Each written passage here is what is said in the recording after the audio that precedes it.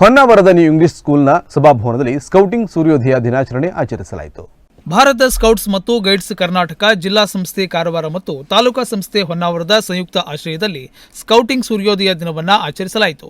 ಕಾರ್ಯಕ್ರಮವನ್ನು ಪ್ರಾರ್ಥನಾ ಗೀತೆಯೊಂದಿಗೆ ಪ್ರಾರಂಭಿಸಲಾಯಿತು.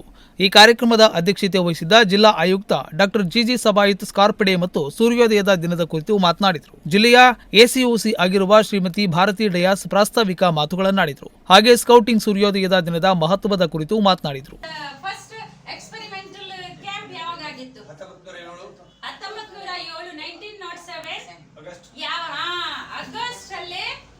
ಸುಮಾರು ಬೆಳಿಗ್ಗೆ 8 ಗಂಟೆಯಿಂದ ಪ್ರಾರಂಭವಾಗಿತ್ತು.